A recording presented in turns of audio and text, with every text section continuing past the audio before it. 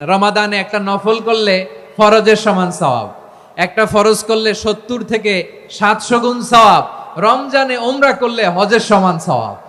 রমাদান যে আসতেছে আপনাদের ভাল লাগে? হ্যাঁ, রমাদান নাম শুনলেই মুমিন হৃদয়ে বয়ে যায় প্রশান্তির ফল্গু ধারা, ঠিক কিনা? একটা আনন্দ, একটা উচ্ছ্বাস আমাদের হৃদয়ের মধ্যে চলে আসে। রমাদান সাইয়্যিদুশ শুহুর, 12 মাসের মধ্যে সবচাইতে শ্রেষ্ঠতম মাস রমাদান আল মুবারক আসছে। আত্মশুদ্ধির মাস, আত্মসংশোধনের মাস, শুদ্ধাচারের মাস, নিজেকে আলোকিত করবার মাস, ঠিক কিনা বলেন? এই রমাদানুল মুবারকে আমাদের কি করণীয়, কি বর্জনীয়, what to do and what not to do, এই টপিকসের উপর কিছু কথা আপনাদের সামনে উপস্থাপন করব ইনশাআল্লাহ। ওমা তাওফীকি ইল্লা বিল্লাহ। আমার প্রিয় ভাইয়েরা, আমি আমার খুতবার শুরুতে সূরা বাকারার 185 নম্বর আয়াত তেলাওয়াত করেছি, যেখানে আল্লাহ তাআলা কোন মাসে কোরআন আল কারীমকে, মহাবিশ্বের মহাবিশ্বয় কোরআন আল কারীমকে এই পৃথিবীতে নাজিল করেছেন সেটা আমাদেরকে জানিয়েছেন। আল্লাহ তাআলা ইরশাদ করছেন, শাহরু রমাদানাল্লাযী উনজিলা ফীহিল কুরআনু হুদাল লিন্নাস وَبَيِّنَاتٍ مِّنَ الْهُدَى وَالْفُرْقَانِ। আল্লাহ বলেন রমাদান এমন একটা মাস যে মাসে কোরআন নাজিল করা হয়েছে, আর এই কোরআন হচ্ছে বিশ্ব মানবের জন্য পথ নির্দেশিকা, হেদায়েতের সুস্পষ্ট বর্ণনা এবং সত্য মিথ্যা পৃথক করার আসমানি মানদণ্ড রূপে জামিনে আমাদের জন্য কোরআন নাজিল করেছে কে? আওয়াজ করে বলেন তো, আল্লাহর নাজিল করা এই কোরআনে কোনো ভুল আছে? সবাই বলেন নাই। সবাই বললে এতটুকু আওয়াজ হয় আমি বিশ্বাস করি না। গলা ছেড়ে দিয়ে বলেন, আল্লাহর নাজিল করা এই সর্বশেষ আসমানি কিতাব আল কোরআনে কোনো ভুল আছে? সন্দেহ আছে? সংশয় আছে? বিয়ন্ডলেস, বাউন্ডলেস, বটমলেস, এমন কিতাব যেটা পড়ে গবেষণা করে এর তথ্য, উপাত্ত, ইনফরমেশন, লেসন নিয়ে শেষ করা যায় না। সুবহানাল্লাহ। আল্লাহ বলেন এই কোরআনকে আমি রমাদানে নাজিল করেছি, যেটা বিশ্ব মানবের জন্য পথ নির্দেশিকা।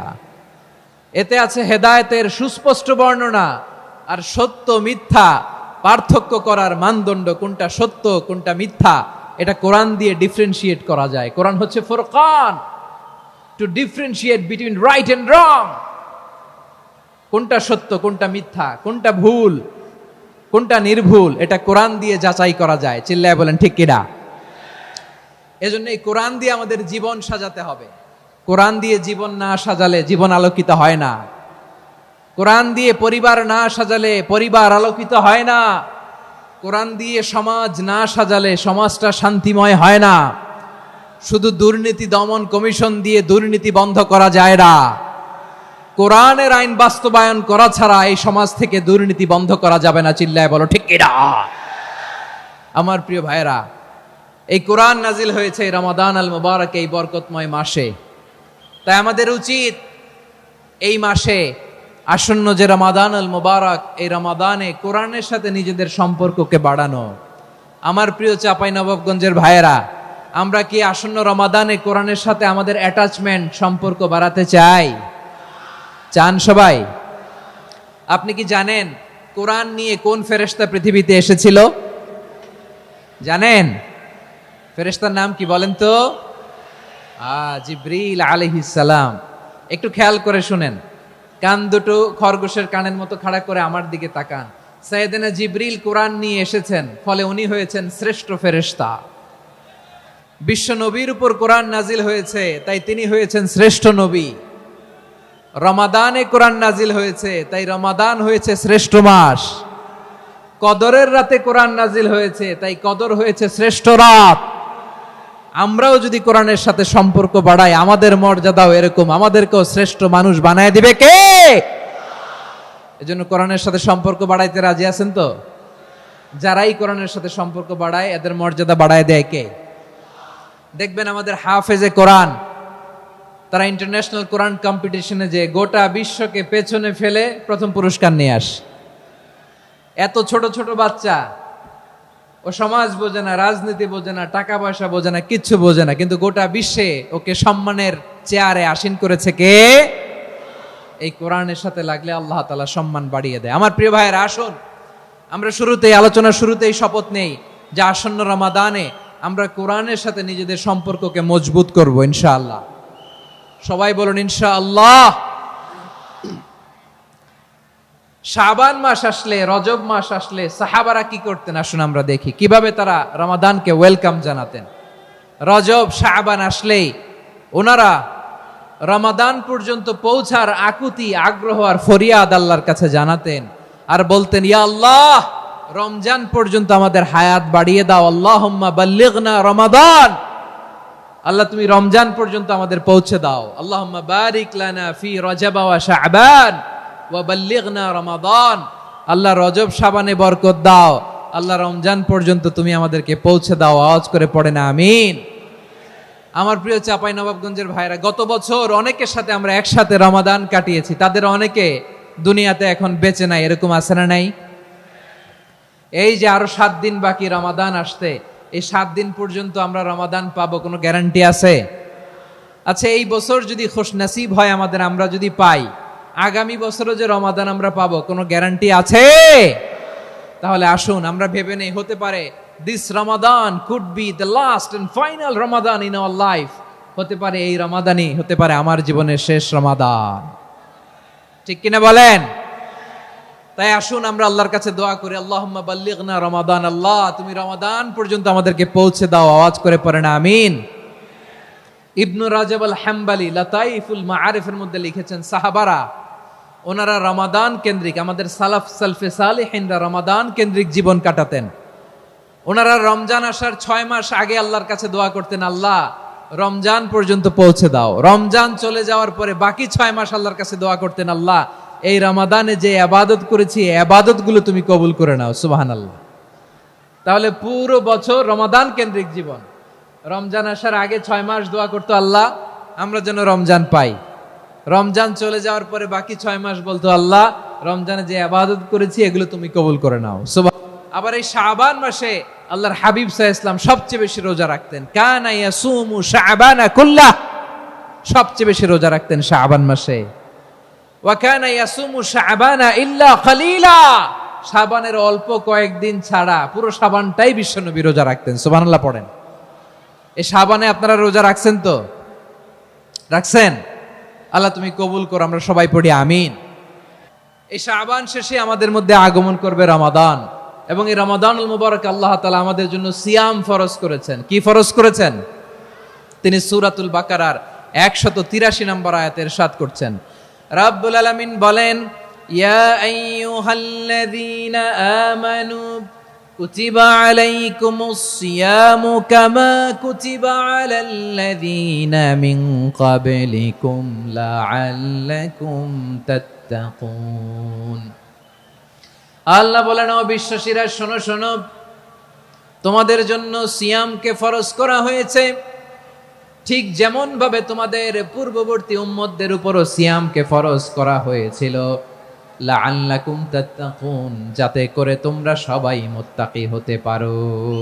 সুবহানাল্লাহ বলেন, যাতে করে তোমরা আল্লাহ সচেতন হতে পারো। তাহলে সিয়ামকে, এই সামনে যে রমাদান আসতেছে আমার প্রিয় ভাইয়েরা, এই পুরো রমাদান ব্যাপী সিয়াম সাধন করা, সিয়াম পালন করাকে আমাদের জন্য ফরজ করে দিয়েছে কে? রমাদানের রোজা রাখার নফল নাকি? রমাদানে সিয়াম পালন করা কি নফল? সুন্নাত? তাহলে কি ফরজ? আওয়াজ করে বলেন, রমাদানের রোজা রাখা কি ফরজ? এটা শুধু আমাদের উপরই ফরজ না, আমাদের আগে যত জাতিগোষ্ঠী এই পৃথিবীতে এসছে সবার উপরে সিয়াম পালনকে ফরজ করেছে কে? সবার উপরে আল্লাহ তাআলা সিয়াম পালনকে ফরজ করেছিলেন। তবে ধরনটা ভিন্ন ছিল, এক এক জাতিগোষ্ঠীর জন্য এক এক ধরনের ছিল। আমাদের জন্য সিয়াম ফরজ টানা 1 মাস 30 দিন বা 29 দিন। কোন কোন উম্মতের উপর 30 দিন না, মাত্র 3টা রোজা ফরজ ছিল। কয়টা? আওয়াজ করে বলেন। আপনাদের কি মনোযোগ আছে না গেছে? মনোযোগ আছে? তাকবীর পড়েন তো, লিল্লাহে তাকবীর। আমাদের 1 মাস সিয়াম ফরজ, পূর্ববর্তী অনেক উম্মতের উপর এক মাস ছিল না, 3টা ফরজ ছিল। কয়টা? প্রতি মাসের 13, 14, 15 ফরজ ছিল তাদের জন্য।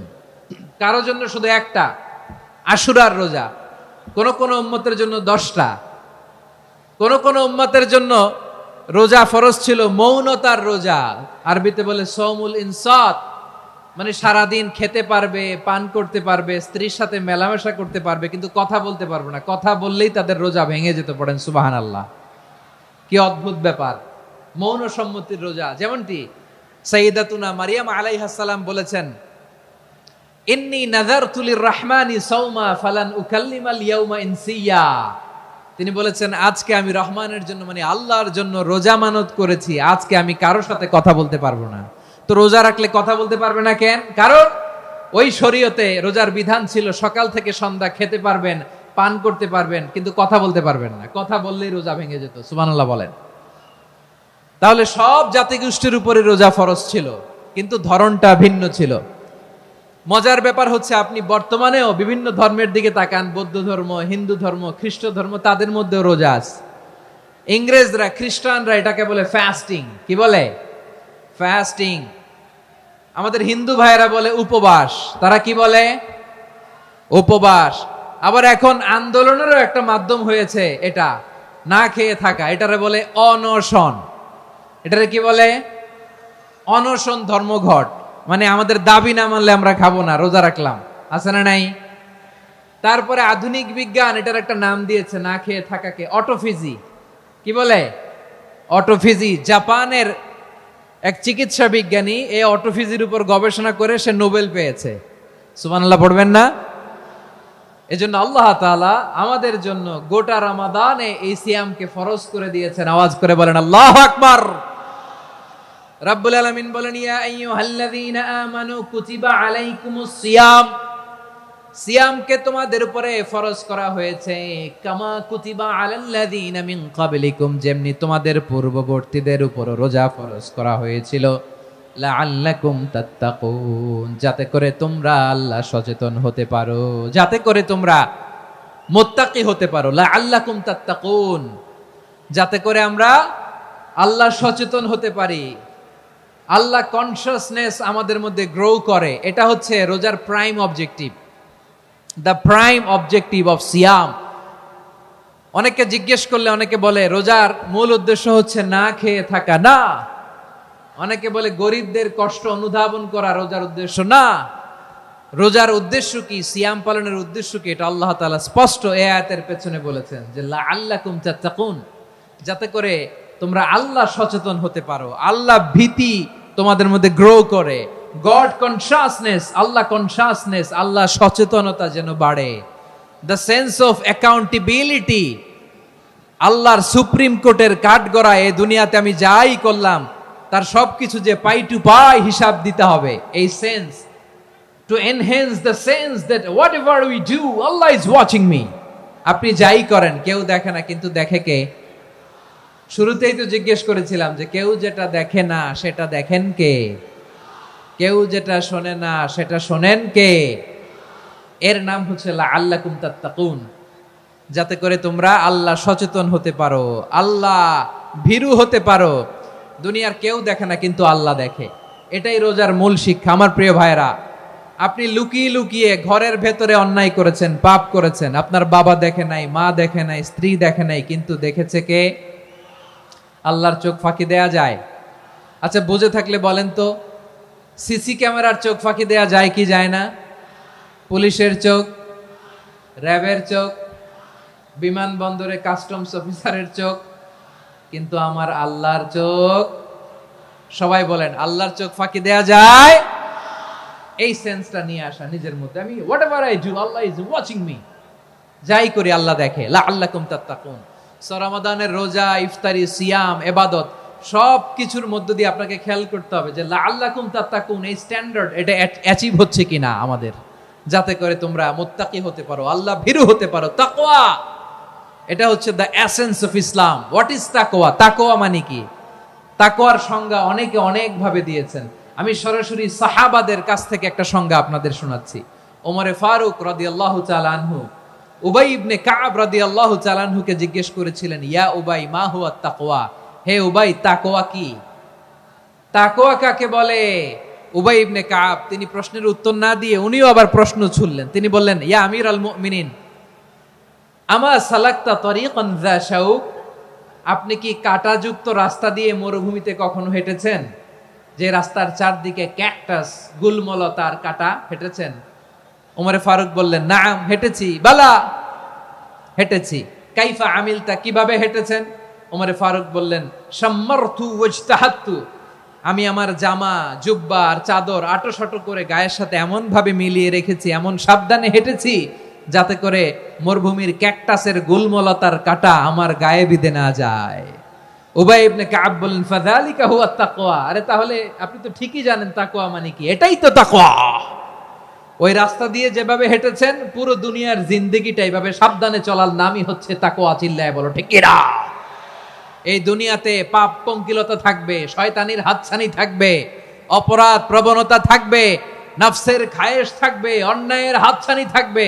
সব কিছুকে দলে মুচড়ে পেছনে ফেলে সাবধান হয়ে এই দুনিয়ার সিরাতুল মুস্তাকিমের পথে চলতে হবে। যেই রাস্তা শুরু হয়েছে দুনিয়াতে, শেষ হয়ে গিয়েছে আল্লাহর জান্নাতের ভেতরে। চিল্লায় বলেন ঠিক কিনা? আমার প্রিয় চাঁপাইনবাবগঞ্জের ভাইয়েরা, এটার নামই তাকওয়া। উবাই ইবনে কাব বললেন, ও আমিরুল মুমিনিন, ওই কাঁটাযুক্ত গুলমলতার রাস্তার মধ্যে ঠিক যেমনি সাবধান হয়ে আপনি হেঁটেছেন, এই দুনিয়ার বুকে ওই সাবধান হয়ে চলার নাম হলো তাকওয়া। সুবহানাল্লাহ। তাহলে তাকওয়া কারে বলে? আমার চাঁপাইনবাবগঞ্জের কলেজার টুকরা ভাইয়েরা, বুঝতে পারছেন আপনারা? হ্যাঁ, তাকওয়ার শুধু দুইটা নমুনা আপনাদের সামনে পেশ করব, আপনাদের ক্লিয়ার হয়ে যাবে। একটা নমুনা তো দিলাম, আরেকটা নমুনা, সেটাও ওমরে ফারুক রাদিয়াল্লাহু তাআলা আনহুর জীবনী থেকে। উনি ছিলেন ন্যায়পরায়ণ শাসক। রাত্রিবেলা প্রজাদের কি হাল হাকিকত, কি অবস্থা, ঘুরে ঘুরে প্যাট্রোলিং করতেন পুলিশের মতো। তো সারা রাত প্যাট্রোলিং করে সারা রাত তিনি ঘুরেছেন কার কি অবস্থা দেখে। শেষ রাতে তিনি ফিরে আসতেছেন। তিনি থাকতেন, সেই বুখারীতে এসেছে, কানা ইয়াসকুনু ফি আওয়ালিল মদিনা, মদিনার উঁচু এলাকায় থাকতেন।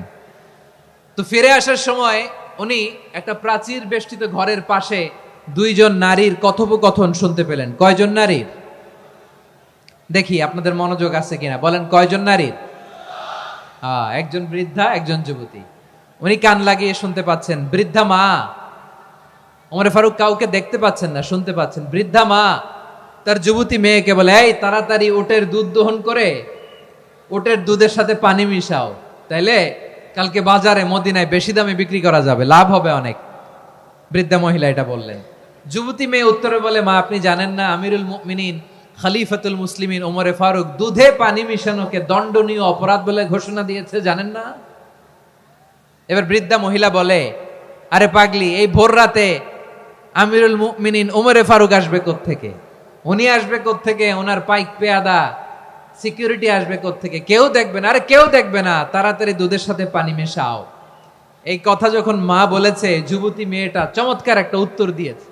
তিনি বলেছিলেন, ইয়া উম্মি, ও আমার মা, লাউলা রাআ উমর লা রাআ রব্বু উমর, ও আমার প্রিয়তমা মা, আপনি ঠিকই বলেছেন, গভীর রাতে ওটের দুধে পানি মিশালে ওমর দেখবে না, কিন্তু মা খেয়াল রাখবেন, ওমর যদি নাও দেখে, ওমরের রব কিন্তু দেখে। চিল্লায় বলেন ঠিক কিনা? দিস ইজ কল্ড তাকওয়া। লাউলা রাআ উমরু লা রাআ রব্বু উমর, ওমর দেখে না কিন্তু ওমরের রব দেখে। চিল্লায় বলেন ঠিক কিনা? এজন্য রব্বুল আলামিন বলেন, লা তুদরিকুহুল আবসার ওয়া হুয়া ইউদরিকুল আবসার ওয়া হুয়াল লাতীফুল খাবীর। তিনি এমন সত্তা, দুনিয়ার কোন চোখ তাকে দেখে না, কিন্তু দুনিয়ার সবগুলো চোখকে, সব মানুষের অ্যাক্টিভিটিসকে আরশের উপর থেকে সব কিছু মুহূর্তে মুহূর্তে দেখতে পান কে? তাহলে তাকওয়া কারে বলে বুঝতে পারছেন?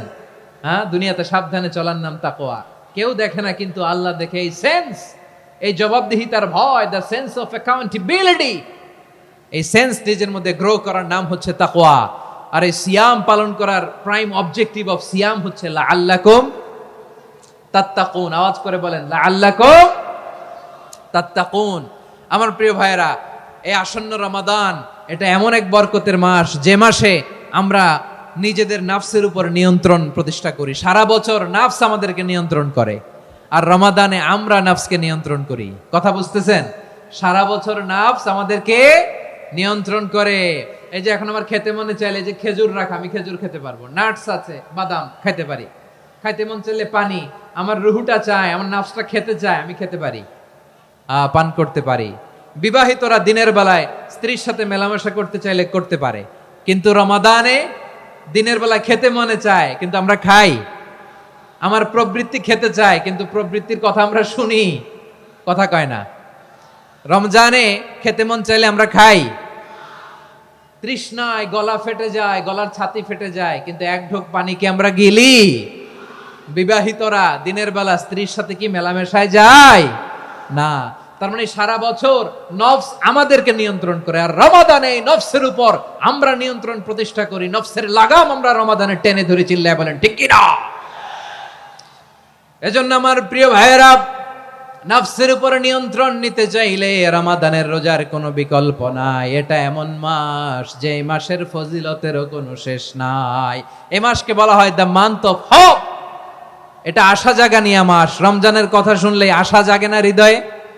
হ্যাঁ, ইদা জাআ রমাদান ফুতিহাত আবওয়াবুস সামা ওয়া গুল্লিকাত আবওয়াবু জাহান্নাম ওয়া সুফিদাতিশ শায়াতিন। রমাদান আসলে আকাশের দরজাগুলো খুলে দেয়া হয়, মানে জান্নাতের। জাহান্নামের দরজাগুলোকে লক করে দেয়া হয়, শয়তানকে চেইন আপ করা হয়। ইবাদত করলে শুধু করতেই মনে চায়, চিল্লায় বলেন না সুবহানাল্লাহ। রমজানে ইবাদতে যেই মজা পাওয়া যায়, সারা বছর অন্য কোনো মাসে এই মজা আপনি পান? আমার চাঁপাইনবাবগঞ্জের ভাইরা আওয়াজ করে বলেন না, রমজানে ইবাদতে যেই মজা অন্য মাসে এটা পান? কারণ রমজানে ইবাদত করলে সওয়াবও বেশি, ইবাদতের একটা পরিবেশ থাকে, ঠিক কিনা বলেন? অন্য মাসে ইবাদত করলে এর সওয়াব পাওয়া যায় গাণিতিক হারে, রমজানে ইবাদত করলে সওয়াব বাড়তে থাকে জ্যামিতিক হারে। সুবহানাল্লাহ কইবেন না? অন্য মাসে সওয়াব বাড়ে গাণিতিক হারে, রমাদানে ইবাদত করলে সওয়াব বাড়ে কিভাবে জ্যামিতিক হারে বাড়ে দেখেন। রমাদানে একটা নফল করলে ফরজের সমান সওয়াব, একটা ফরজ করলে 70 থেকে 700 গুণ সওয়াব, রমজানে উমরা করলে হজের সমান সওয়াব। সুবহানাল্লাহ নাই? দ্য মান্থ অফ হোপ, আশা জাগানিয়া মাস। এই মাস আমাদেরকে হোপফুল করে, আশাবাদী করে।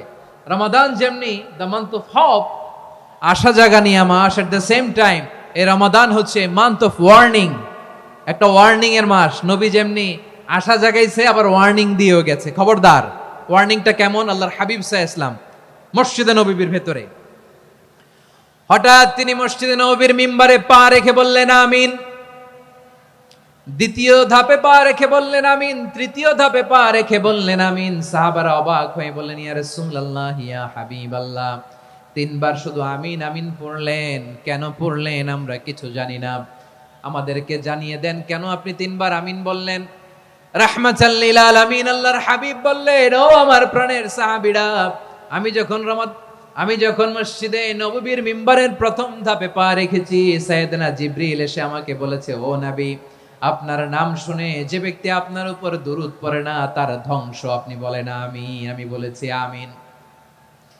দ্বিতীয় ধাপে পা রাখার পর সাইয়েদনা জিবরিল বললেন, ইয়া রাসূলুল্লাহ, মাতা পিতাকে বার্ধক্য অবস্থায় পেয়ে তাদের সেবা করে, তাদের সাথে সদাচরণ করে যে সন্তান জান্নাত কামাতে পারলো না, তার জন্য ধ্বংস। আপনি বলেন আমিন। আমি বলেছি আমিন। আবার মিম্বারের তৃতীয় ধাপে ঠিক যখনই আমি পা রাখলাম, সাইয়েদনা জিবরাইল বললেন, নবী, রমজান মাস পাওয়ার পরে এই মাসে ইবাদত করে যে ব্যক্তি নিজের গুনাহ মাফ করাতে পারলো না, তার জন্য ধ্বংস। আপনি আওয়াজ করে পড়েন আমিন। কত বড় ধমক, কত বড় ওয়ার্নিং দেখছেন। যে রমাদান পেয়েছে কিন্তু রমাদানের ইবাদত করার মধ্য দিয়ে সে নিজেকে জাহান্নাম থেকে মুক্ত বানাতে পারলো না, তার উপর আল্লাহ লানত, তার জন্য ধ্বংস। সাইয়েদনা জিবরাইল বলেছেন আমিন, স্বয়ং বিশ্বনবীও বলেছেন আমিন। আওয়াজ করে পড়েন নাউযু বিল্লাহ। তাহলে রমজান আসবে আর আমরা নিজেদেরকে জাহান্নামীদের লিস্ট থেকে নাম কাটিয়ে জান্নাতীদের লিস্টে উঠাতে পারবো না। এর চেয়ে বড় হতভাগা কি আর কেউ থাকতে পারে? আওয়াজ করে বলেন। তাহলে রমাদানের এই রহমত, বরকত, মাগফিরাত, ফজিলত আমাদের কামাই করার দরকার আছে না নাই? আর মাত্র 7 দিন বাকি, আর মাত্র কয়দিন? এগুলো নিয়ে আমাদের কোনো আগ্রহ নাই। তোমাকেই খুঁজছে বাংলাদেশ, ক্লোজ আপ 1, আর মাত্র 7 দিন বাকি। টেলিভিশনে বিজ্ঞাপন আছে না নাই?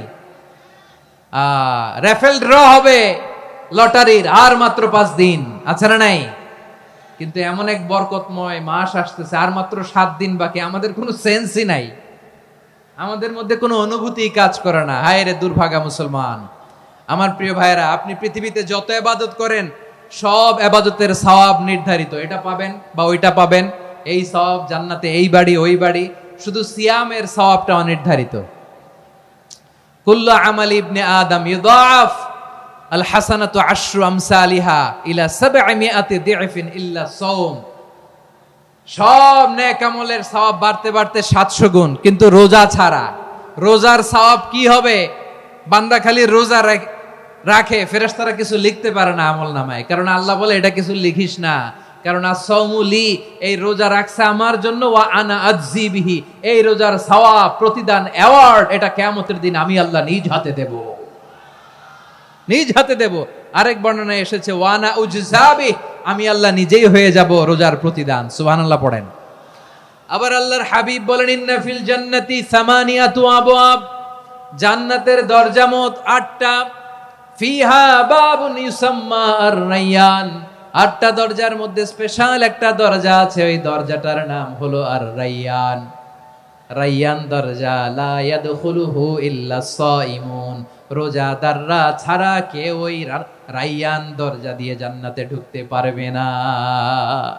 শুধু রোজাদারদের জন্য ওই দরজাটা খোলা থাকবে। দরজাটার নাম আর-রায়্যান। এই লাখো জনতা আওয়াজ করলে এই আওয়াজ হয়। বলেন, রোজাদারদের জন্য জান্নাতে স্পেশাল যে লাল গালিচার সংবর্ধনা এন্ড স্পেশাল এন্ট্রি, ওই দরজাটার নাম কি? আর-রায়্যান শব্দটা কেমন লাগে? ভালো লাগে। অনাগত সন্তান যদি কারো আসে, ছেলে সন্তান, নাম রেখে দিয়েন আর-রায়্যান। পারবেন? আমাকে সবাই ধরে রাস্তা ঘাটে, বাসায়, অফিসে, আদালতে, এয়ারপোর্টে ধরলে, হুজুর আমার একটা ছেলে হবে 2 মাস পর, একটা নাম দেন। চাপাই নবাবগঞ্জবাসীর জন্য আমি একটা নাম দিয়ে গেলাম। সামনের 2-3 মাসে, 4 মাসে, 6 মাসে যাদের ছেলে সন্তান হতে পারে বলে মনে করেন, যদি পছন্দ হয় নামটা, নাম রেখে দিয়েন রায়্যান। কি নাম? লা ইয়াদখুলুহু ইল্লা সাইমুন, রোজাদাররা ছাড়া কেউ ঢুকতে পারবে না। মান দাখালাহু লাম ইয়াযমা আবাদা, একবার যে এই গেট দিয়ে ঢুকবে, he will never be thirsty again, তার গলা থেকে চিরকালের জন্য আল্লাহ তৃষ্ণা মিটায়া দিবে। আমরা ওই রায়্যান দরজা দিয়ে সেদিন জান্নাতে ঢুকতে চাই কি চাই না? আমার প্রিয় ভাইরা, প্রতি রাতে রমাদানে আল্লাহর ফেরেশতারা আহ্বান জানায়, ইয়া বাগিয়াল খাইরি আকবিল, ইয়া বাগিয়াশ শাররি আকসির, হে কল্যাণের পথের যাত্রী, আকবিল, প্রসিড, আরো ইবাদত করো, আগাও আগাও, আরো জান্নাতের নাজ নেয়ামত কামাও। হে অকল্যাণের পথের যাত্রী, আকসির, স্টপ স্টপ, অনেক হয়েছে। আন্না, এ রমাদান, এটা পাপের মাস নয়, এটা ইবাদত করে জান্নাত কামানোর মাস। চিল্লায় বলো ঠিক কি না? ওয়ালিল্লাহি উতাকাউ মিনান নার ওয়া যালিকা কুল্লা লাইলা, প্রতি রাতে, রমাদানের প্রতি রাতে আল্লাহ তাআলা এরকম লাখো বনি আদমকে মাফ করে দেওয়ার ঘোষণা দেয়, নাজাতের ঘোষণা দেয়। আমরা আল্লাহর পক্ষ থেকে মাফ, নাজাত চাই কি চাই না? আমরা যদি নাজাত পেয়ে যাই, আর কিছু চাই? কথা বলে না। আমাদের নাজাত লাগবে। আওয়াজ করে বলেন তো কি লাগবে? আর কিছু যে চাই না আমি, চাই গো নাজাত, আল্লাহ তোমার কাছে আমার এই মুনাজাত। আর কিছু যে চাই না আমি, চাই গো নাজাত, আল্লাহ তোমার কাছে আমার এই মুনাজাত, আল্লাহ তোমার কাছে আমার এই মুনাজাত। পড়েন আমিন, আর জোরে আমিন। তাহলে রমাদানকে আমরা বুদ্ধিমানের মতো কাজে লাগাতে চাই কি চাই না? হ্যাঁ, বুদ্ধিমানের মতো কাজে লাগাইতে হবে। মুমিনরা স্মার্ট হয়।